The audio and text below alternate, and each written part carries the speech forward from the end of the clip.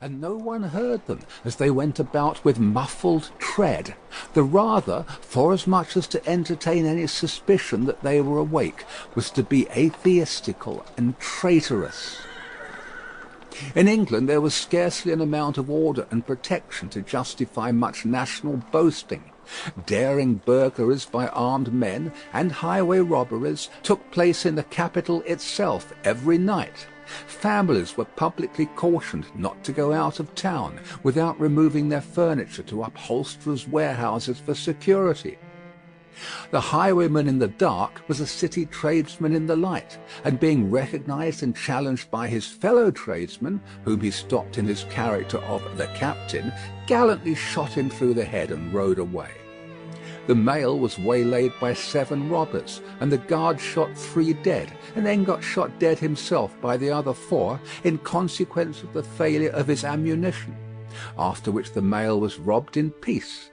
That magnificent potentate, the Lord Mayor of London, was made to stand and deliver on Turnham Green by one highwayman, who despoiled the illustrious creature in sight of all his retinue. Prisoners in London jails fought battles with their turnkeys, and the majesty of the law fired blunderbusses in among them, loaded with rounds of shot and ball. Thieves snipped off diamond crosses from the necks of noble lords at court drawing-rooms. Musketeers went into St. Giles's to search for contraband goods, and the mob fired on the musketeers, and the musketeers fired on the mob, and nobody thought any of these occurrences much out of the common way.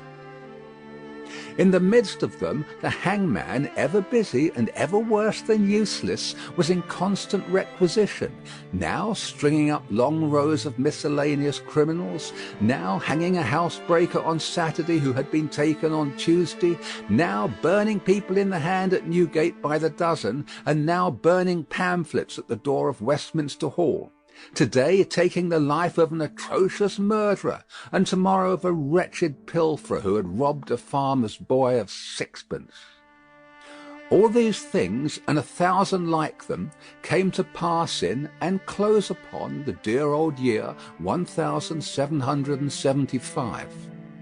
Environed by them, while the woodman and the farmer worked unheeded, those 2 of the large jaws, and those other 2 of the plain and the fair faces, trod with stir enough, and carried their divine rights with a high hand.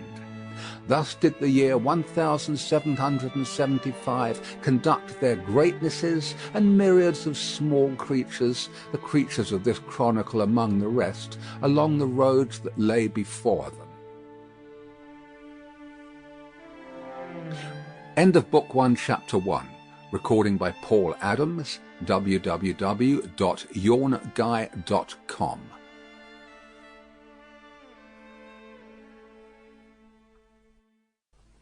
Chapter 2. The Mail.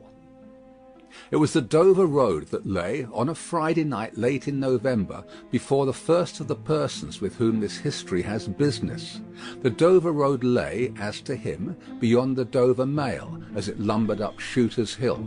He walked uphill in the mire by the side of the mail, as the rest of the passengers did, not because they had the least relish for walking exercise under the circumstances, but because the hill, and the harness, and the mud, and the mail were all so heavy that the horses had 3 times already come to a stop, besides once drawing the coach across the road with the mutinous intent of taking it back to Blackheath.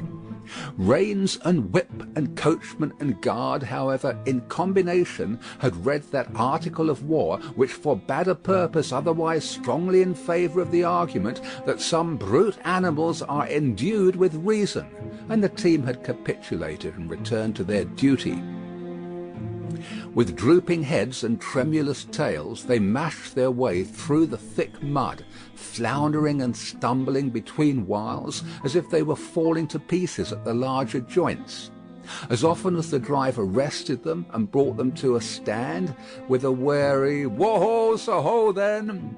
the near leader violently shook his head and everything upon it, like an unusually emphatic horse, denying that the coach could be got up the hill.